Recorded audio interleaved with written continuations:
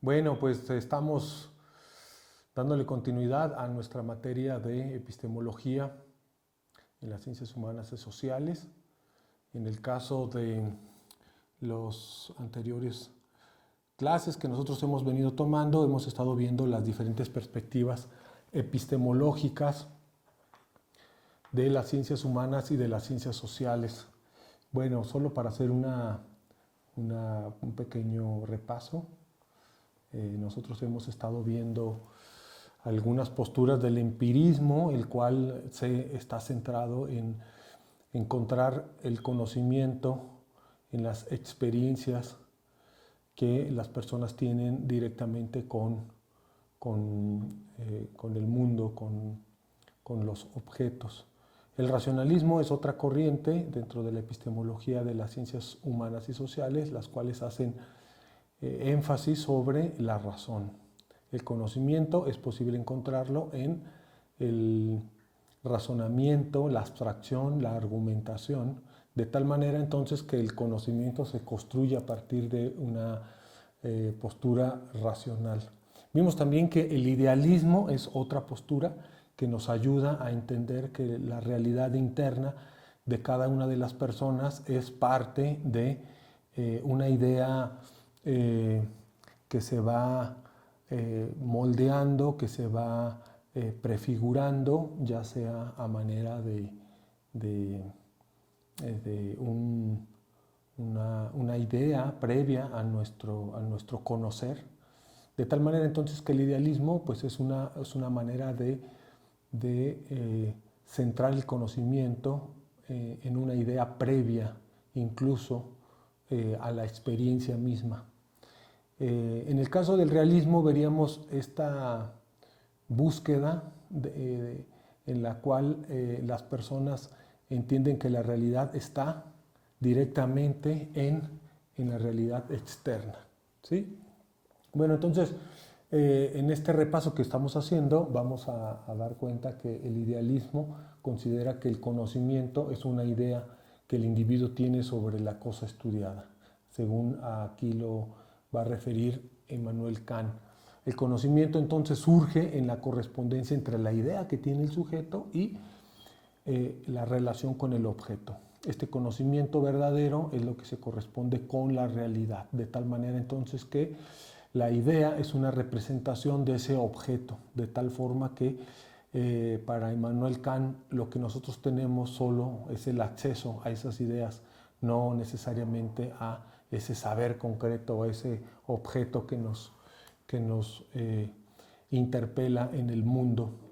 Vamos también a revisar que el racionalismo es esta postura que René Descartes es el que va a poner especial énfasis sobre la cognición como elemento pensante desde el cual como proceso de abstracción hace posible el conocimiento, de tal manera entonces que el razonamiento del individuo frente a el objeto que está estudiando lo entiende de una manera a manera de proceso, ¿sí? Entonces el racionalismo pues es una perspectiva que es importante considerarla.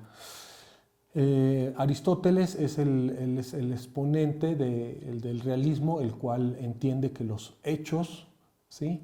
O el ser como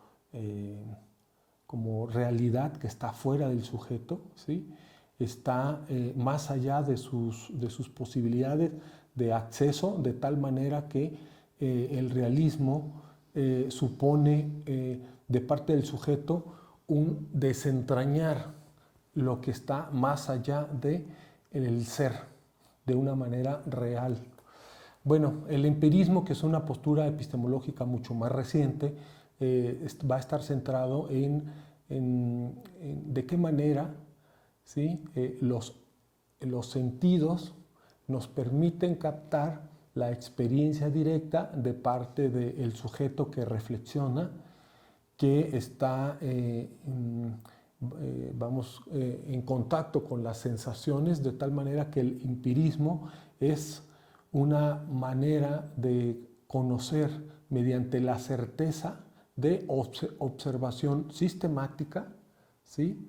En la descripción del objeto empírico, describiéndolo en términos de sensaciones, en términos de experiencias, ¿sí? De los sentidos, y generando un proceso de reflexión de parte del sujeto que construye el conocimiento. Bien, bueno, otra postura que nosotros hemos estado revisando es el constructivismo. Algunos de ustedes ya han estado, bienvenida, ya han estado entregándome sus trabajos sobre la perspectiva del constructivismo. Y bueno, esta perspectiva del constructivismo nosotros la podemos entender como un constructivismo radical o un constructivismo que supone la influencia del contexto en el entorno. En el constructivismo radical vamos a ver una postura en la cual el conocimiento se construye a partir de lo que el sujeto está experimentando, ¿sí?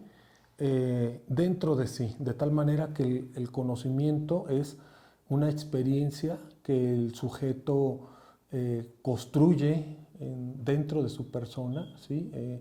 En términos de ser afectado por el exterior, pero en esta afectación el sujeto elabora una serie de esquemas los cuales le permiten tener un aprendizaje sobre todos aquellos cambios que percibe, de tal manera entonces que el constructivismo lo podríamos entender con una variante psicológica, por ejemplo, el constructivismo genético de Jean Piaget, el cual está centrado en las etapas que vive el sujeto, el niño desde el nacimiento, y entonces de manera evolutiva va construyendo un conocimiento centrado en etapas.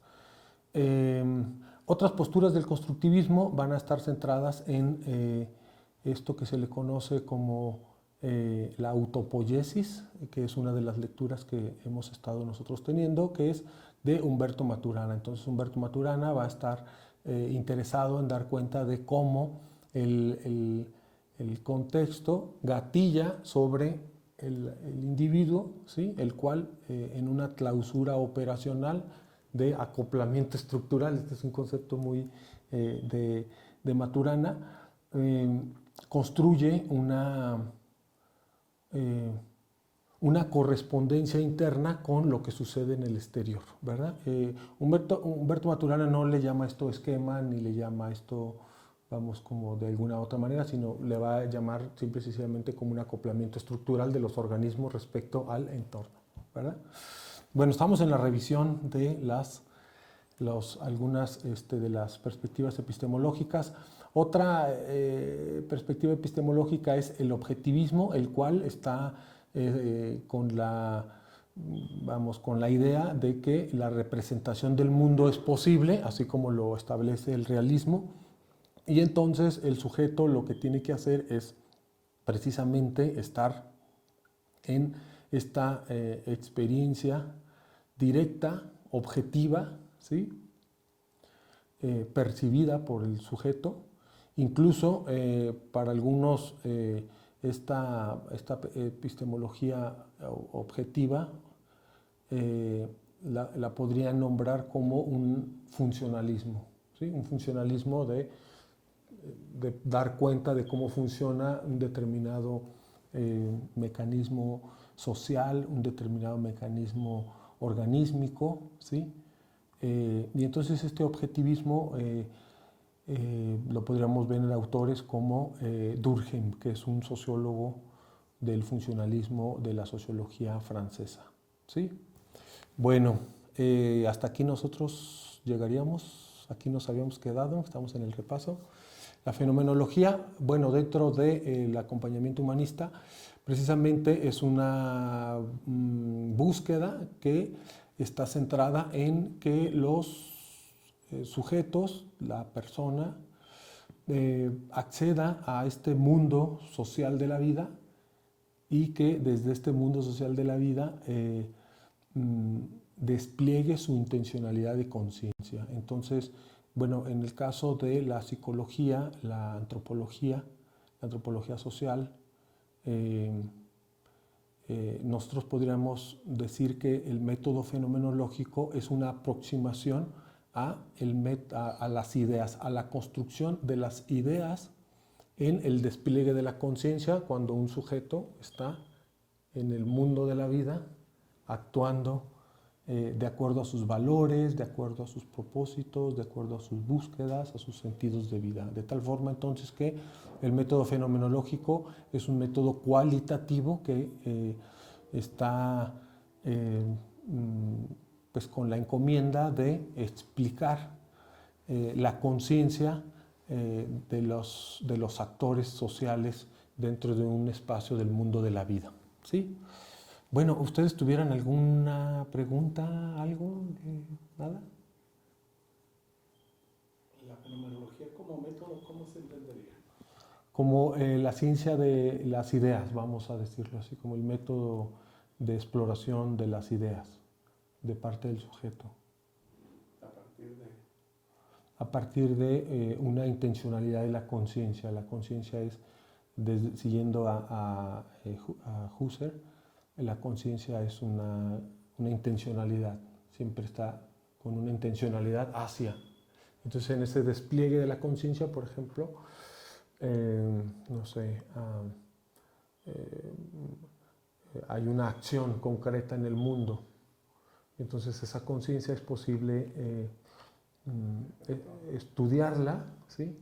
Abstraerla, comprenderla, describirla en el despliegue. O sea, no es, vamos, como en términos de una, vamos, como algo que sea, vamos, eminentemente tangible, pues, pero en el despliegue es posible ver los valores, es posible ver las intencionalidades, es posible ver las motivaciones, los sentidos de los actores que están siendo estudiados. Por eso la psicología, en este caso la psicología desde las terapias más humanistas,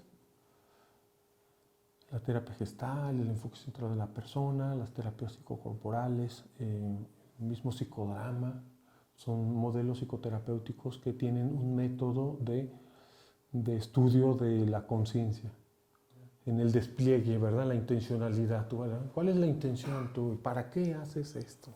¿Para qué haces aquello? Suena, perdón, sí. A veces parecería que es una contradicción, ¿verdad? Sí. Porque dicen la fenomenología es atenerse a los hechos, a la realidad, a lo que aparezca. Sí. Pero ¿y la intencionalidad? Es decir, ya es orientar sí. lo que se va a buscar o ya se está hablando de lo que se pretende encontrar, entonces ya no es atenerse a lo que resulta, ¿no? Sí, bueno, sí, en ese caso lo que veremos es una aproximación para captar la intencionalidad del sujeto. En este sentido, la intencionalidad no es una intencionalidad definitiva, sino es una intencionalidad en términos de aproximación.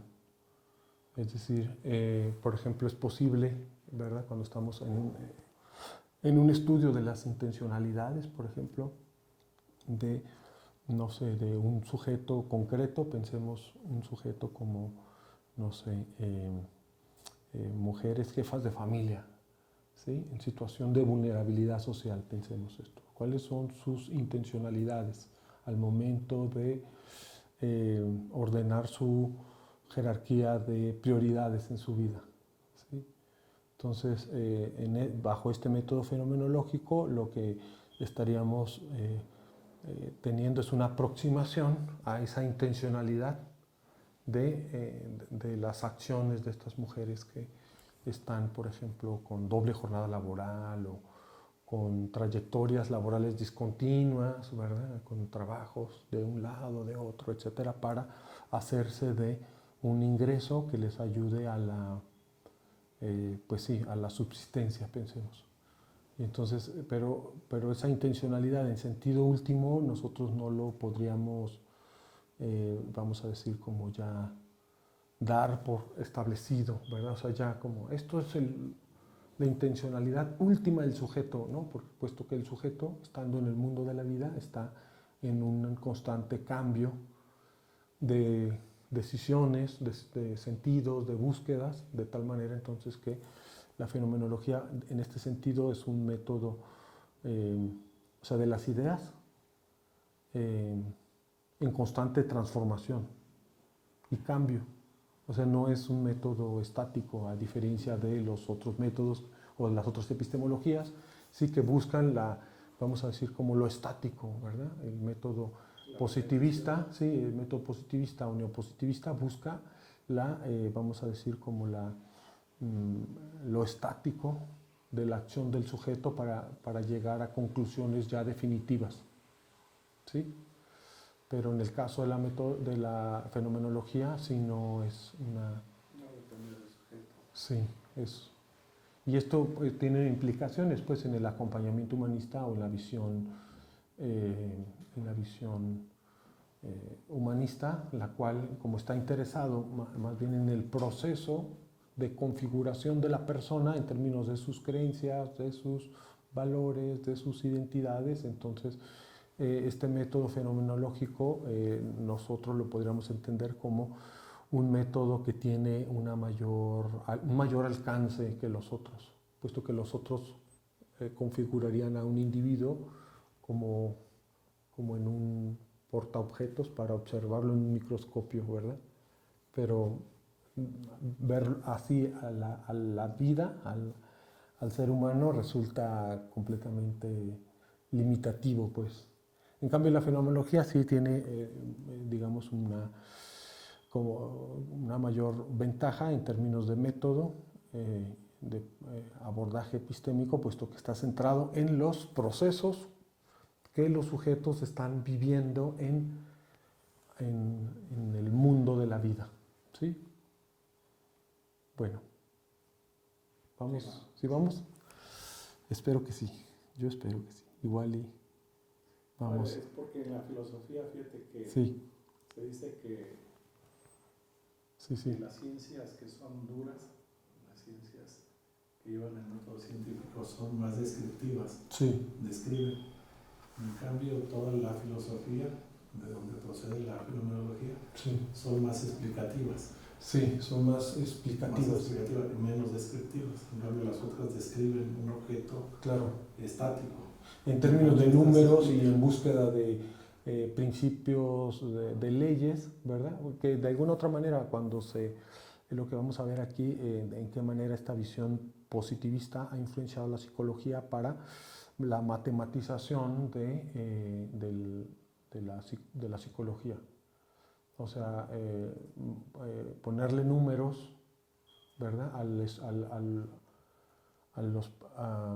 A las diferentes dimensiones que estudia la psicología, ¿verdad? Ponerle números a la conducta, ponerle números a la percepción, a la motivación, a los procesos, ¿verdad? Psicológicos en términos de números, y en ese sentido entonces este modelo de ciencia sí tiene pues implicaciones en términos epistemológicos, puesto que el sujeto, el individuo se abstrae de ese contexto del cual procede, y entonces se le estudia como sin una historicidad, sin un contexto concreto, ¿verdad? Y eso es uno de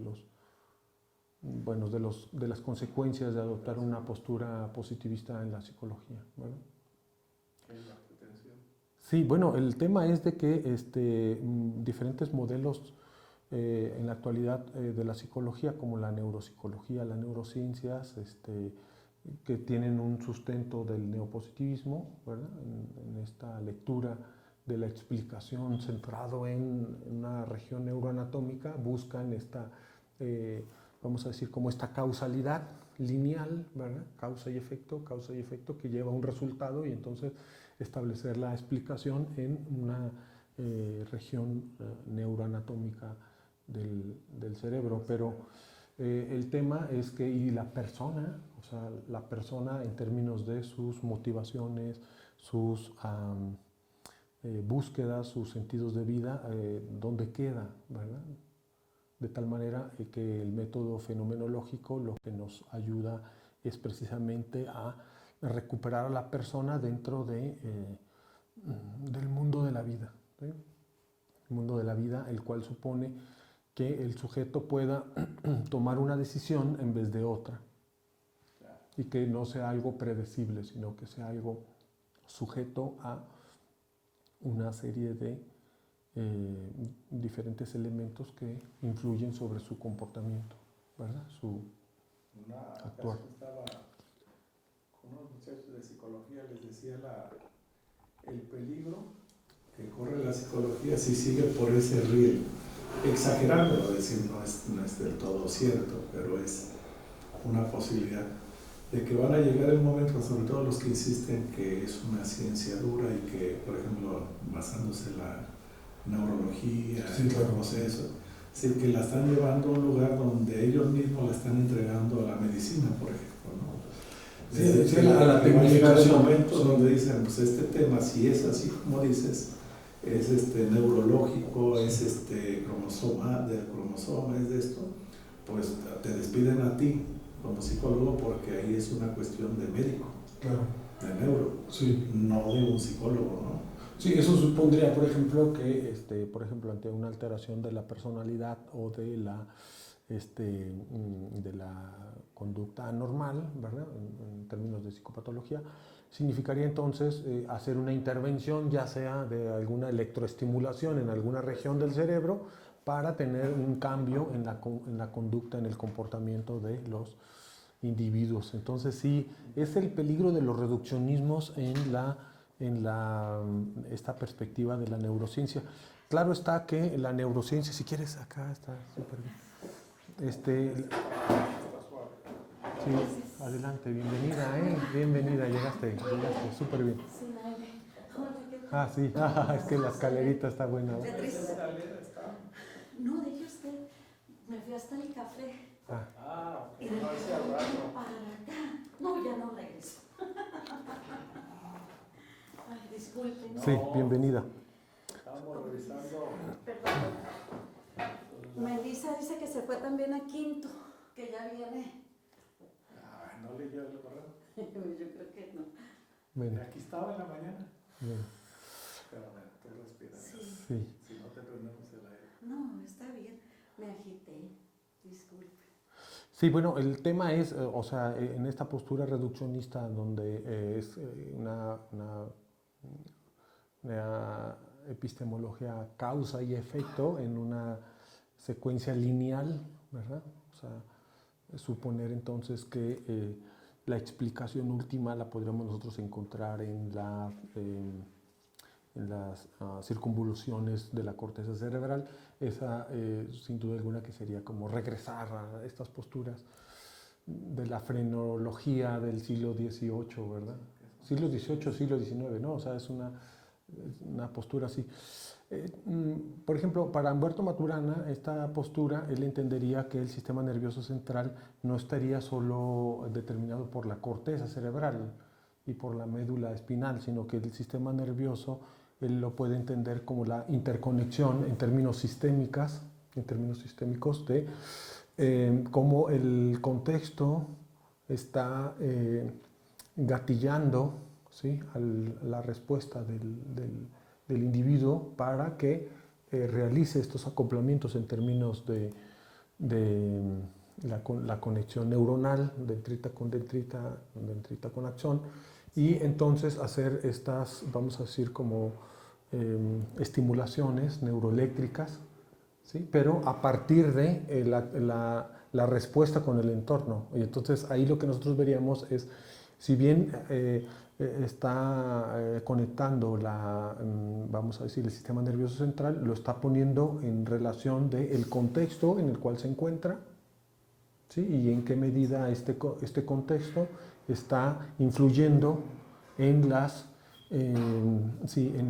conexiones a nivel neuronal. Esto no es nuevo, esta hipótesis, porque ya con Vygotsky ya estaba esta idea, ¿verdad? Que es en qué medida la no escolarización, ¿verdad? O la vida en el espacio de lo rural implica entonces la generación de ciertos procesos psicológicos que estén más en lo, pues sí, como en la resolución de problemas concretos, ¿verdad? Y que emplean, en este caso, el uso de la metáfora, el uso de la narrativa, ¿sí?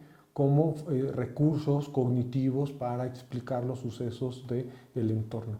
Mientras que en las personas, vamos, de la ciudad o de la urbe, puedan estar desarrollando otros procesos más bien centrados en aspectos cognitivos, ¿verdad? De reflexión, etcétera, etcétera, y dejen de lado, vamos, como esta cuestión de la narrativa, de lo metafórico, ¿sí? Para el número, para buscar el número, la explicación científica. Más racionales, ¿no? Pues es esta idea, ¿no? De la cientificidad como la matematización. Entonces, sí, en el estudio de la epistemología lo que nosotros estamos identificando es que la adopción epistémica a la cual nosotros nos ascribamos, pues es una tradición la cual nos embiste, ¿sí? Bajo unos lentes los cuales nosotros entendemos, desciframos la realidad y nosotros intervenimos sobre esa realidad, ¿verdad? Bien, bueno, entonces solo es un repaso de psicología y epistemología en términos de una postura, vamos, como de revisión. Sí es importante ver cómo la psicología como disciplina se ha venido articulando en el idealismo, ¿sí? En el empirismo y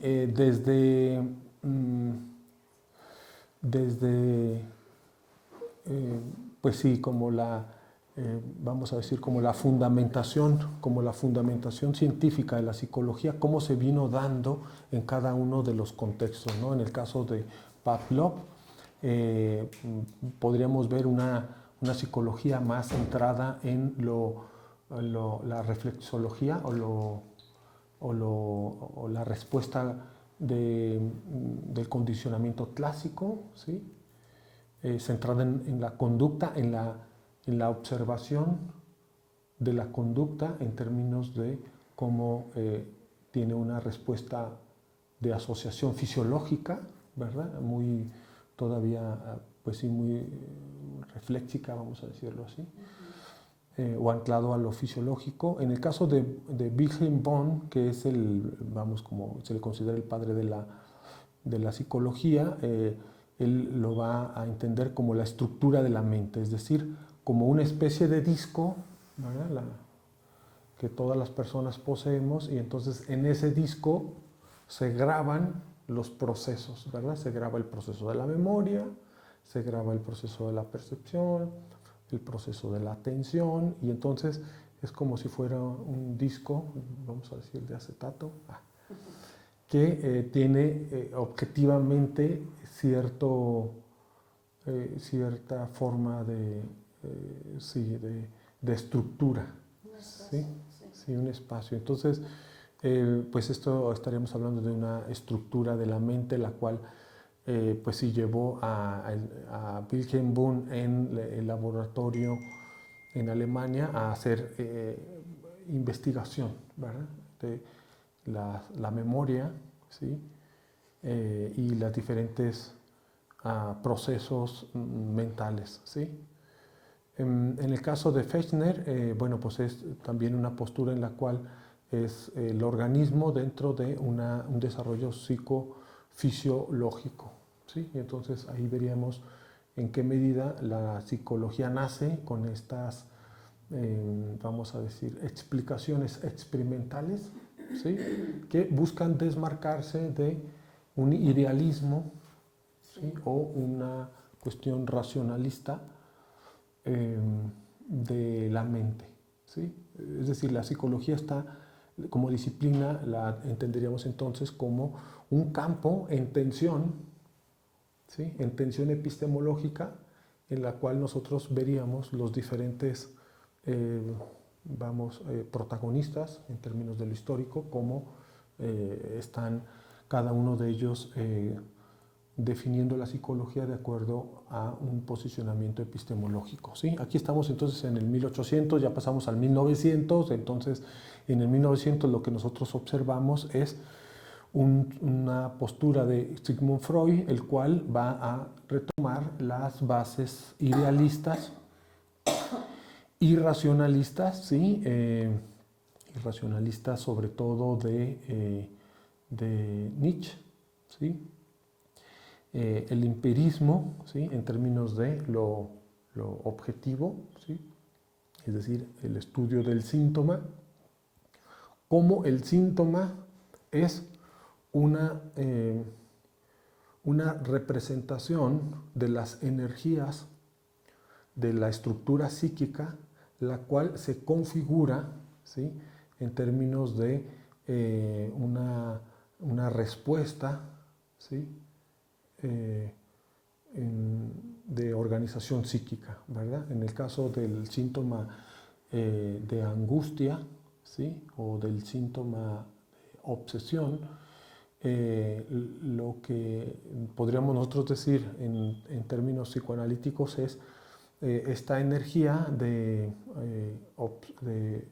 obsesión o de compulsión, ¿sí? Es proporcional, ¿sí? A esa energía del inconsciente, la cual busca tener una canalización o una liberación, ¿sí?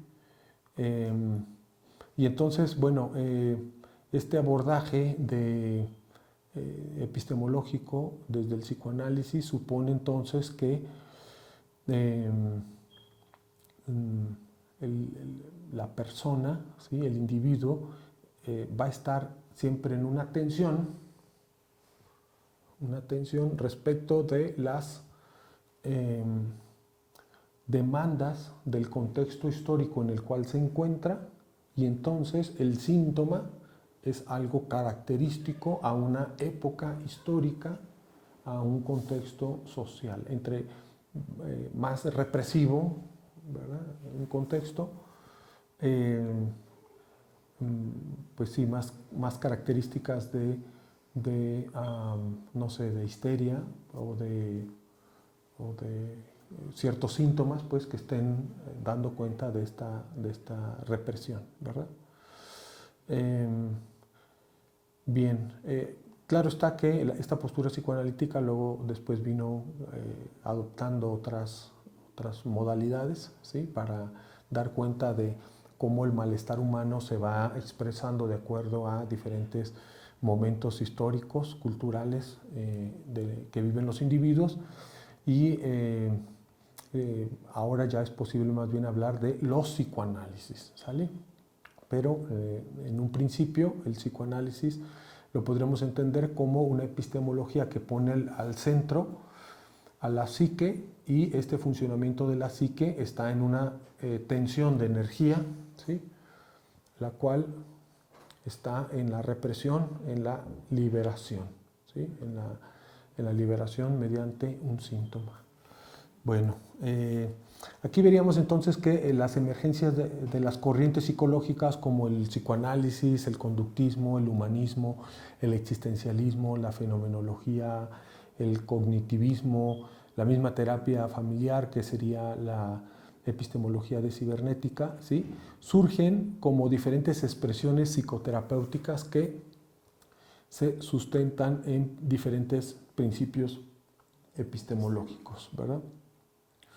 Bueno, puse esto de estas posturas psicoterapéuticas porque, bueno, algunos de ustedes están centrados en el interés psicoterapéutico, ¿verdad? También entiendo que las posturas epistemológicas están dentro de la pedagogía, las pedagogías, ¿sí? Y entonces entender, por ejemplo, la pedagogía enfocada en el estudiante, ¿verdad? O las pedagogías más de carácter cognitiva, ¿sí? O incluso las nuevas pedagogías centradas en las narrativas. Esa también es otra de las posturas epistemológicas de la actualidad, ¿sí? Es decir, que la psicología, la pedagogía, las ciencias sociales van a adoptar diferentes posturas epistemológicas, las cuales, ¿sí? Repito, están en un campo en tensión, el cual no termina por definirse, sino que cada una de estas posturas epistemológicas dentro de la psicología están en una búsqueda de lograr más espacios para lograrse consolidar, ¿verdad? Bienvenida, pásale, si quieres, mira, puedes sentarte por acá. Sí, no, súper bien, llegaste a tiempo. Sí.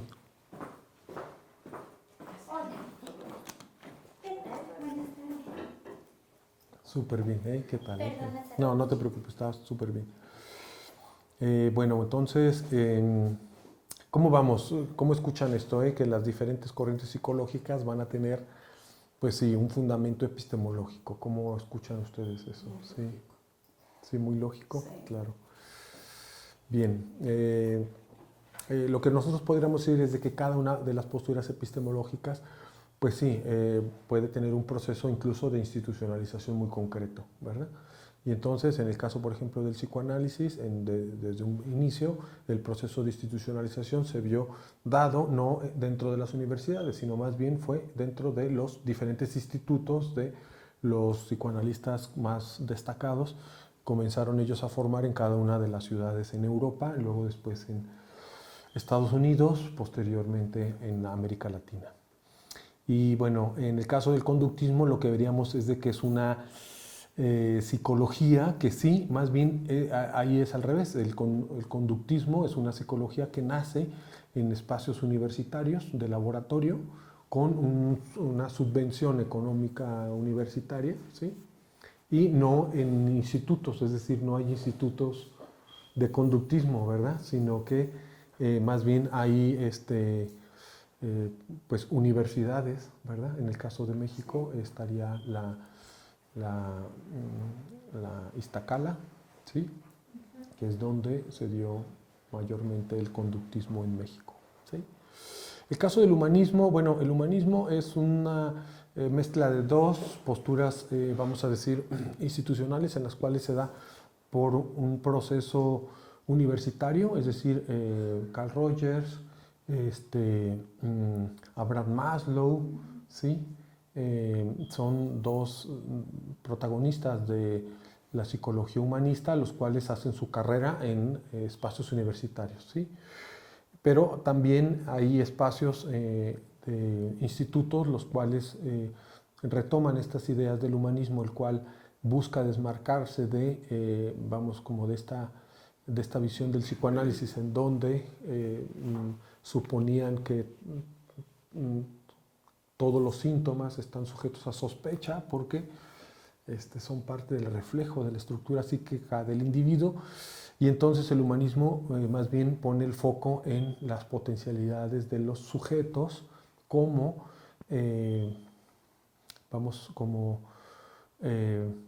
agentes de transformación de su mundo social, de su mundo de significado, etcétera, etcétera. Y entonces veríamos, por ejemplo, en Viktor Frankl, un humanismo centrado más en el aspecto existencialista, ¿sí? De la logoterapia, ¿sí? En la búsqueda de sentido en el mundo, ¿sí?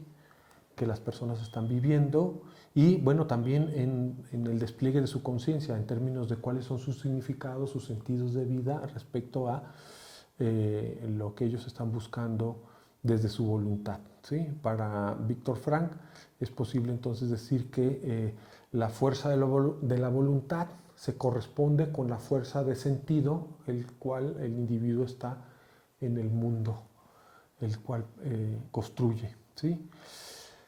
Esta otra psicología del cognitivismo lo podríamos ver más como un reflejo de el software, ¿sí? Como un reflejo de todo este avance de los ordenadores, ¿sí? Y que, bueno, la psicología cognitiva hace un paralelo, ¿sí? de los procesos que hace un ordenador con los procesos que hace una persona en términos de toma de decisiones o de resolución de problemas o diferentes procesos cognitivos que lleve la persona. Ahí veríamos en la psicología cognitiva una epistemología más bien de carácter racionalista, ¿sí? Donde interesa la razón, pero la razón en términos de un esquema, y que este esquema es cómo la persona utiliza ciertos esquemas para llegar a la resolución de un problema, ¿sí? Y esto es, vamos a decir, como un flujo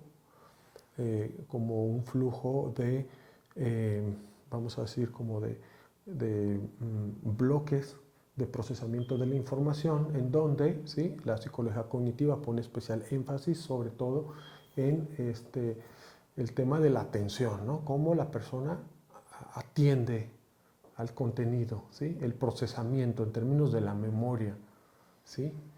La toma de decisiones, ¿sí? Como ya la conducta concreta que lleva a la persona a elegir determinada decisión.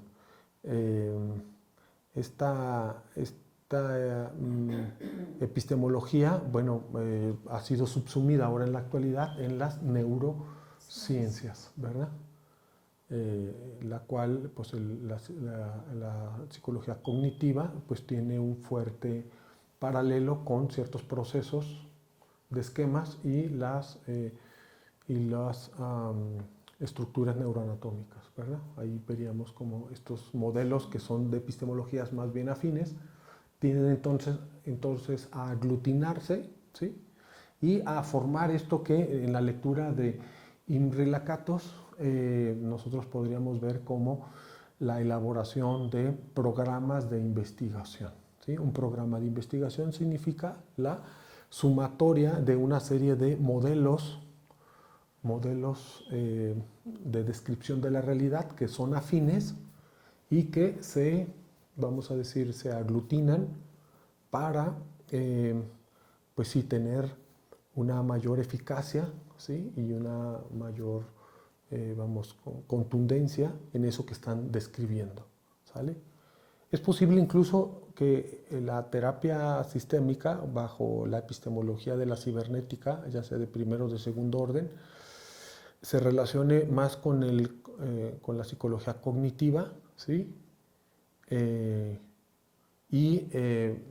Incluso con las mismas neurociencias, ¿sí? Puesto que la psicología de terapia familiar, la epistemología de la terapia familiar, es de carácter más bien analítico, ¿sí? Es decir, no centrado en la conciencia, sino más bien centrado en exactamente la descripción de patrones de relación de lo que sucede entre las personas, pero al mismo tiempo esto se puede enlazar con lo que sucede adentro de las personas, ¿verdad? Y es posible entonces ver modelos híbridos de terapia familiar con esta postura cognitiva, ¿sale? Ok, bueno, ¿vamos juntos todavía? ¿Sí? ¿Más o menos? ¿Sí? Más o menos. Bueno, muy bien, entonces las psicoterapias surgen como un proceso institucionalizado. Esto es muy importante puesto que las epistemologías, o sea, no solamente son, vamos a decir, como una decisión que yo tomo para adscribirme a determinada epistemología, sino las epistemologías nosotros las asimilamos a partir de procesos institucionales en los cuales nosotros nos encontramos. ¿Sí? Y entonces es posible ver que en determinados espacios académicos, universitarios, se privilegien más un cierto tipo de epistemologías en lugar de otras perspectivas epistemológicas, ¿sale? Entonces, en la actualidad es posible ver epistemologías que son del carácter más, de neurociencias, ¿sí? De explicaciones mediante la evaluación de conductas, ¿sí? Con programas muy, vamos a decir, muy minuciosos de predicción de la conducta o de explicación de las conductas, por ejemplo, en términos de conductas adictivas, ¿sí? Esos modelos epistemológicos buscan, ¿sí? La lectura de las conductas adictivas en términos por ejemplo, la ansiedad, ¿sí? O sea, evaluar, ¿sí? Los niveles de ansiedad, ¿sí? Ante altos niveles de ansiedad que pueden ser medibles, por ejemplo, ¿sí? No sé, en el cortisol, ¿sí? O sea, es decir, puede ser medible ya fisiológicamente, ¿sí? Es decir, una epistemología objetiva, ¿sí? Matematizable. Ciertos niveles de cortisol se corresponden entonces con uso de ciertas sustancias, puesto que el uso de determinadas sustancias pueden ayudar, ¿sí? Para que el nivel de cortisol sea más bajo y la persona pueda experimentar un alivio, ¿sí? Entonces, esos modelos epistemológicos centrados en la conducta, pues siguen siendo muy vigentes en ciertos espacios institucionales, ¿verdad? ¿Sí? Mientras que en otros espacios institucionales que tengan más bien un carácter más bien filosófico, ¿sí? Centrado, por ejemplo, en los valores de la persona, ¿sí? El sentido de vida. Pensemos esto mismo en el plano, en el terreno de las adicciones. Lo que nosotros veríamos es evaluar entonces, ¿sí? Que los usuarios de sustancias puedan presentar cierta ausencia de sentido de vida, ¿sí? O una disminución en su sentido de vida en términos de escasas relaciones interpersonales, ¿sí? Escasa motivación de sí mismo, ¿sí? Dificultad para regularse. Sí, Autorregularse, sí, ¿no? sí, sí. Y entonces, bajo estas psicoterapias más bien que están centradas en tradiciones filosóficas humanistas, ¿sí? Centradas en la persona, valores, sentidos de vida, motivaciones, etc. Entonces, es posible ver que si la persona tiene estos vacíos de sentido, ¿sí? De vida, pueda incurrir en conductas adictivas, ¿verdad? ¿Qué elegirían ustedes? ¿Qué modelo epistémico ustedes consideran que desde su perspectiva es más adecuado? El que explica, ¿sí? Mediante las mediciones del cortisol, ¿sí? Y pueda predecir o incluso anticipar la conducta adictiva, ¿sí? O modelos que estén centrados más bien en sentidos de vida, en el trabajo del sentido de vida o la ausencia de sentido de vida y la relación con las conductas adictivas. ¿Qué modelo ustedes se sienten que tendría que ver más con su formación y su visión de vida? Pregunta de examen. A mí me gusta mucho el área de las neurociencias. Claro, entonces tú dirías, bueno, sí, evaluar los niveles de cortisol para poder predecir la conducta de estos chicos, ¿verdad? Ustedes tienen, sí. Bueno, Sí. Es que para mí el paradigma positivista nos daría esa posible predicción Sí. y nos daría mediciones, por Sí. ejemplo, en cuanto a nivel de consumo, la frecuencia, etcétera. Pero para mí sería importante entender no la causa del consumo, sino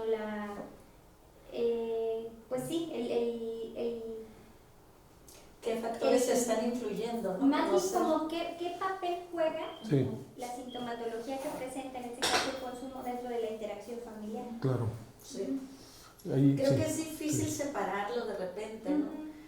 Como que van... Ok, o bien, entonces hablaríamos entonces de la conjunción de dos epistemologías, las cuales una estaría en la medición, y al mismo tiempo en ver como el juego Interacciones de y las papel del interacciones, exactamente, como el papel del síntoma, que es algo muy como específico de la terapia sistémica, ¿verdad? En específico de Milán, ¿verdad? Que es el juego relacional que mantiene al síntoma y cómo el síntoma es una solución para ese sistema familiar el cual está enfrentando ese problema, sí, ese reto, ¿verdad?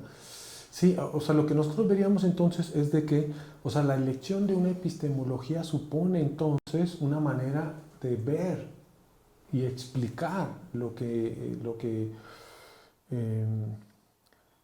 problema que nosotros estamos atendiendo, ¿sí? De tal manera entonces que gran parte de la formación en investigación, ¿sí? O la formación de profesionales, ¿sí? En un ámbito pues sí, universitario, académico, ¿sí? Implica entonces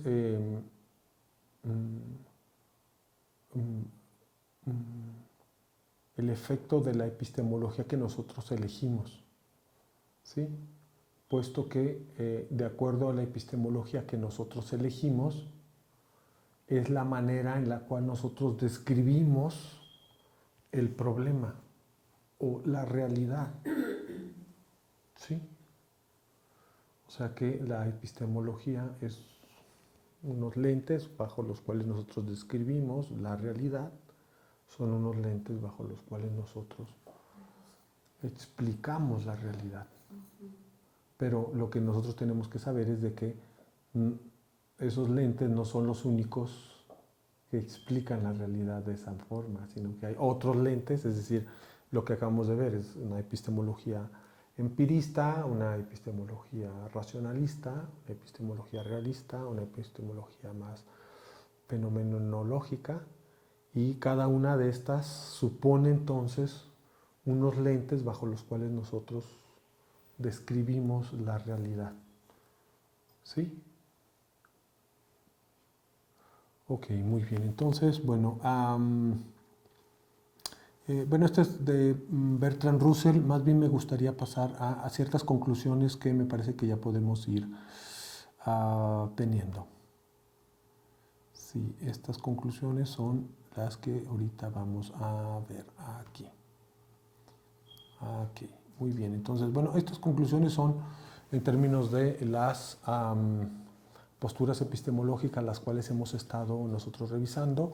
Y bueno, veríamos entonces que la ciencia, o sea, la ciencia de la pedagogía, la ciencia de la psicología, la ciencia de la antropología, ¿sí?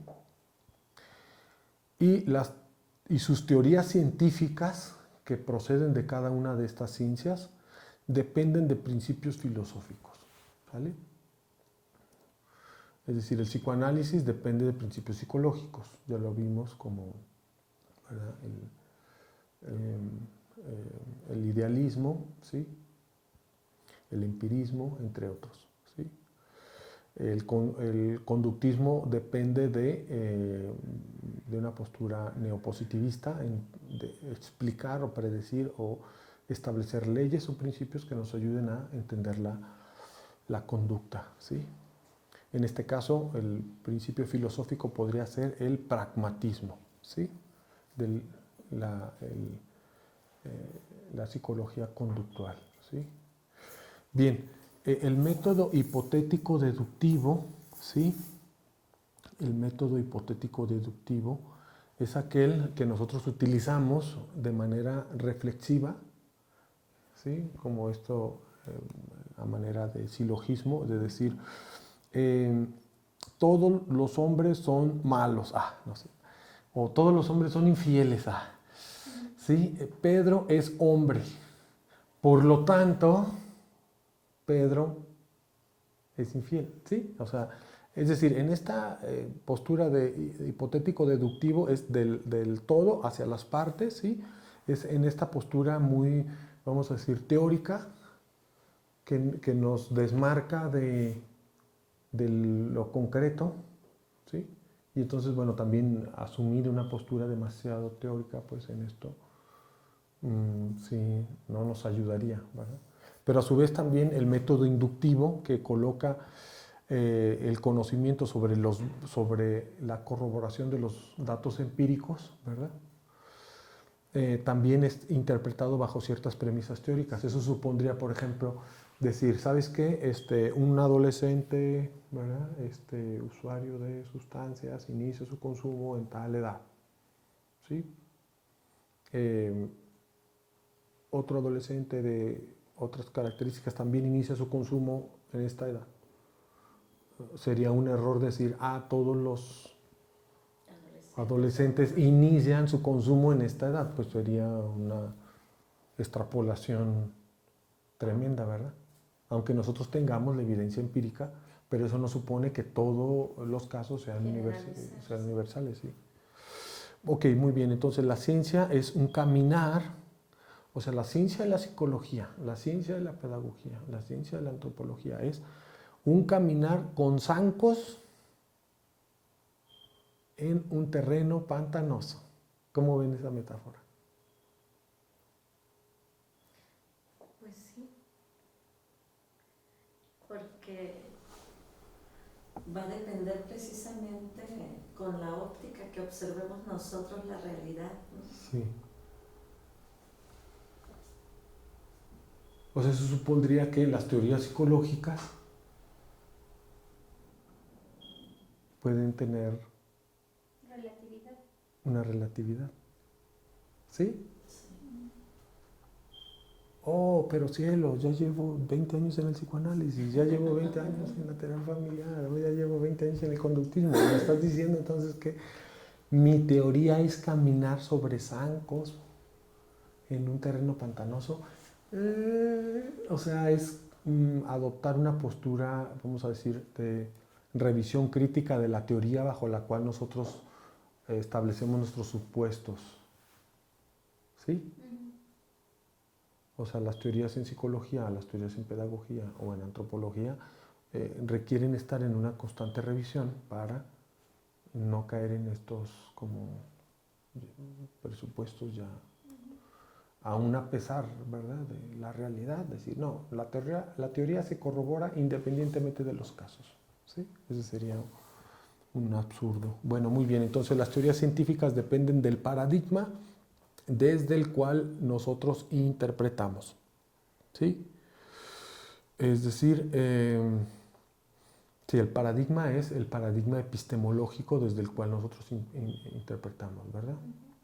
En la lectura de Thomas Kuhn hemos visto que los paradigmas son propios de un momento del momento precientífico, ¿verdad? O del momento en el cual ya la ciencia ya se ha fortalecido ese paradigma, ¿sí? O en el momento en que existe una revolución del paradigma, ¿sí? Estas son las tres posturas que nos va a decir este autor Thomas Kuhn, ¿sí? La ciencia es correr el riesgo de que el programa de investigación sea progresivo o sea regresivo. Es decir, nosotros pensamos que estamos haciendo ciencia, pero en realidad estamos regresándonos. Imagínense que fuera el caso de toda la tendencia ahorita en psicología, que todo lo que se cree que se está avanzando con las neurociencias en realidad es puro retroceso. Sonaría durísimo, ¿verdad? Eso. Y sin embargo, todas las teorías por los paradigmas van hacia allá, ¿no? O muchas teorías.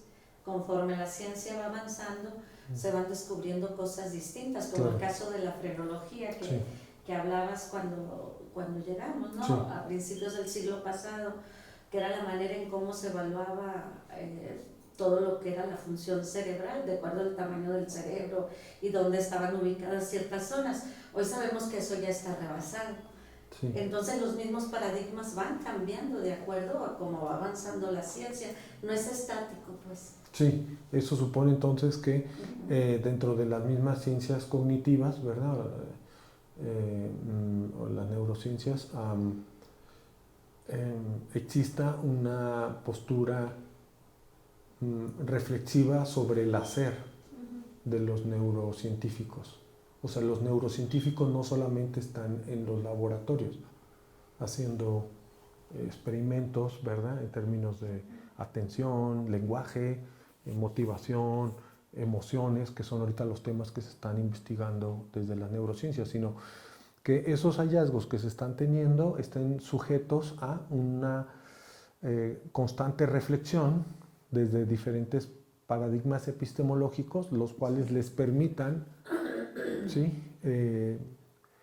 Realmente construir hipótesis cada vez más, vamos a decir,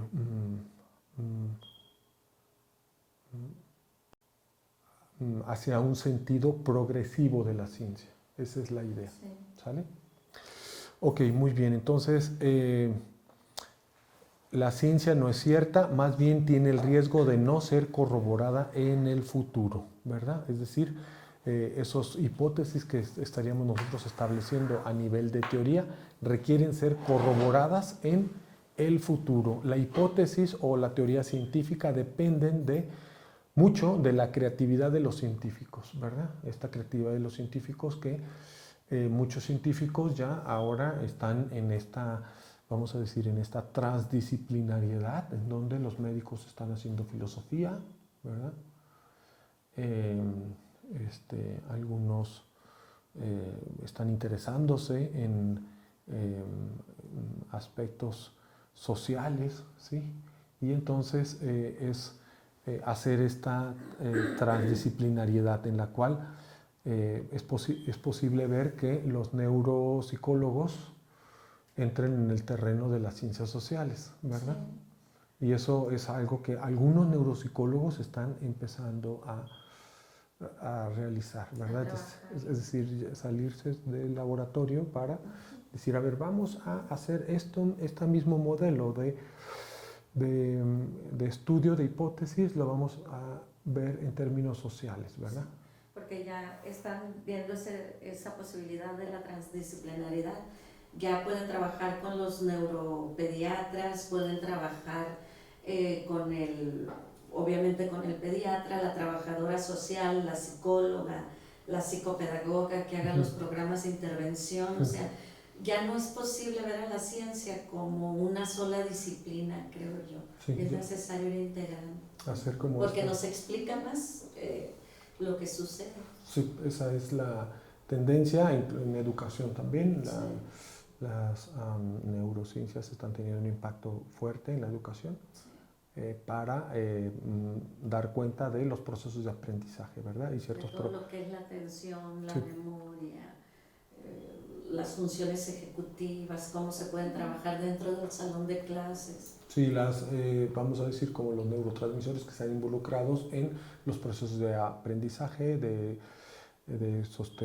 sostén de la atención, ¿sí? La motivación, por ejemplo, la dopamina en la emoción, ¿verdad? Del estudiante que está aprendiendo nuevas cosas y entonces mantiene este sistema de recompensa el cual le permite continuar en este aprendizaje constante, ¿verdad? Los científicos son creadores de hipótesis, eso es lo que nosotros hacemos, es decir, creamos nuevas hipótesis, ¿sí? Las cuales están puestas a prueba, ¿sí? Desde el método fenomenológico es posible hablar de hipótesis, ¿sí? Hipótesis en términos de que las ideas que las personas están teniendo sobre un sentido de vida les permite, vamos a tener una mayor confianza, una mayor seguridad para mantenerse en el mundo de la vida en el cual ellos se encuentran, ¿sí? Es decir, las hipótesis nosotros las entenderíamos entonces como hipótesis que las podríamos entender como útiles, ¿sí? Hipótesis que pueden ser momentáneas, ¿sí? De tal forma entonces que si nosotros nos centramos en la construcción de hipótesis, no necesariamente tenemos nosotros que corroborar la hipótesis en un sentido de la universalidad, sino que hay hipótesis las cuales puedan sernos momentáneamente útiles para pasar a otra hipótesis, ¿sale? Y entonces en ese sentido significa que la elaboración de hipótesis nos van llevando a la configuración de nuevas preguntas de investigación, ¿sale? Es decir, el científico en la actualidad, más que corroborar hipótesis, es alguien que plantea nuevas hipótesis que antes nadie más había estado planteando. Esa es la función de los nuevos científicos en la actualidad. La historia de la ciencia es de los aciertos de los científicos. La creación de la ciencia requiere estar vinculada entonces con la filosofía, por la reflexividad, ¿sí? El científico el día de hoy es alguien que genera nuevas ideas y que busca, pues sí, tener esta vigencia en el mundo de hoy, ¿verdad? Que está en constante transformación y movilidad. Bien, bueno, hasta aquí nos quedaríamos. Esta es nuestra última diapositiva, que es la creación de la ciencia en las ciencias humanas. La entenderíamos como una creación de ciencia que está centrada desde lo humano, ¿sí? Es decir, más allá de una ciencia comprobable en los números, las ciencias humanas parten de lo que nos configura como seres humanos, ¿sí? Las ciencias humanas es la búsqueda de explicaciones de los fenómenos en donde el hombre está implicado, y las ciencias humanas tienen una métrica de cómo nosotros llegamos realmente a humanizarnos.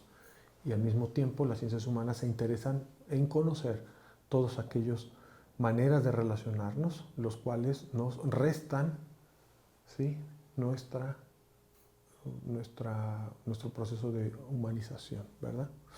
Bueno, finalmente el mundo de la vida, las ciencias humanas tienden a ser desplazadas, lamentablemente, por los intereses de las sociedades postindustriales. Es decir, que a veces los intereses de los corporativos no necesariamente están centrados en la humanización de los sujetos, ¿verdad? Pero, pues un doctorado en estudios de desarrollo humano o de acompañamiento humanista son doctorados que están centrados en lo humano, más allá de los intereses corporativos, ¿verdad? Bueno, con esto veríamos el contenido del día de hoy. ¿Tuvieran ustedes algún comentario, pregunta? Me ha gustado mucho. Creo que lo interesante es ver cómo los paradigmas de alguna manera se excluyen unos a otros, pues. Y no entiendo. Reflexionaba con respecto a cómo sería la ciencia si los paradigmas no fueran excluyentes unos con otros. Okay. Ajá. Sí. Porque al final es como luego la complicación justamente de los tratamientos interdisciplinarios o multidisciplinarios, y creo que en lo posmoderno hemos visto al médico que se acerca a las ciencias de la psicología para dar un tratamiento más integral a sus pacientes, pero hay los médicos radicales que están parados sobre el positivismo o sobre, no sé qué paradigma es, ¿sí, no? Sí, claro, sí. Y el positivismo no les deja ver otra parte, pues, y es literalmente como ver nada más esta parte de la botella sabiendo que sí hay otro lado, pues, que no se está tomando en cuenta. O del psicólogo que considera que va a poder darle un tratamiento integral al que tiene una depresión endógena, por ejemplo, a través del proceso psicoterapéutico, y pues, no sé, yo diría, por más buen terapeuta que pueda ser y por más que te esfuerces en brindar un tratamiento o un acompañamiento integral, si no consideras la parte fisiológica, pues el tratamiento no va a llegar muy lejos, pues. Sí. Pero no sé si el problema radica, digamos, filosóficamente hablando, no sé si el problema radica en que los paradigmas en sí mismos se excluyen, y entonces eso hace que el ser humano ya no pueda abrirse a la integración de un nuevo paradigma, o en realidad el ser humano provocó esa separación de los paradigmas en la búsqueda de la verdad, no sé. Bueno, sí, también lo que yo añadiría, no solamente el ser humano, es los procesos de institucionalización. O sea, yo entendería que el científico, ¿verdad?, quien está buscando esta intervención, ¿sí?, está dentro de un proceso de institucionalización, el cual lo inviste. ¿Sí? Lo invita a ser parte de un... Sí, entonces el adoptar, por ejemplo, un paradigma médico, ¿verdad? Desde la adopción de ciertos programas, ¿verdad? Protocolos de intervención y decir, bueno, este es el protocolo que la OMS o Secretaría de Salud me dice que tengo que aplicar en caso de un diagnóstico como este. Claro. Entonces el protocolo dice tanto, dosis, tal cosa, etcétera, etcétera, ¿verdad? Entonces llegamos a un punto en el cual los procesos de institucionalización nos obligan en cierta manera. Sí, nos demarcan, ¿verdad? Las acciones que nosotros donde nos debemos mover. Tomaríamos la decisión, sí. Adoptar una postura filosófica significa la emergencia del sujeto, el cual puede hacer un juicio en términos de lo que lo institucional demanda y lo que él o ella percibe, ¿sí? Y entonces, su juicio, su criterio. Sí, y entonces ya puede existir un posicionamiento el cual puede tomar lo institucional o desmarcarse de lo institucional según el criterio que esté utilizando, pero dar cuenta de cómo es que está tomando esa decisión, ¿verdad? Pero eso implica entonces a sujetarse a las consecuencias, claro está, ¿verdad? O sea, si la institución te dice por aquí y vamos, tu criterio ético dice, no, yo mejor por acá, entonces hay una consecuencia y tiene implicaciones, ¿verdad? Sí, pensaba con esto que decías como es hollywoodense completamente, pero pensaba en Patch Adams, ¿no? Oh, sí, claro. Que se sale de la institucionalidad y es rechazado por el sistema y tiene sus consecuencias y la complejidad pues de querer meter contra el sistema. Una tensión desde dos paradigmas. Sí, sí. Sí, de alguna otra manera, o sea, esto que estamos hablando de las epistemologías juega en el plano de el efecto que tiene el asumir una epistemología o de desmarcarse de una epistemología. De cierta manera, las epistemologías son vistas como posicionamientos políticos dentro del mundo, ¿sí? O posicionamientos éticos dentro del mundo, ¿sí? Cualquiera de los dos puede aplicar bien, ¿sí? Ambas son posturas humanistas, claro está. Veríamos nosotros en Albert Einstein un ejemplo muy claro. Como un científico adopta una postura ética y política respecto a la situación de la época de guerra que le tocó vivir. Científico, es un científico, pero adopta una postura en términos éticos y en términos políticos. O sea, tiene implicaciones. Sí. A mí se me ha hecho muy interesante hacer estas revisiones epistemológicas, porque tenía más de 20 años que no estudiaba estos temas. Sí. Y obviamente lo entendí mejor ahora que hace 20 años o hace 30 años. Muy bien. Sí, de eso se trata, ¿verdad? Estar ahí en la actualidad. No, y además, bueno, ahorita estamos discutiendo esto, pero igual y pasado un tiempo surgirán otras situaciones también que requeriremos considerar, ¿verdad? Sí. Bueno, muy bien. Bueno, le vamos entonces a dejar aquí.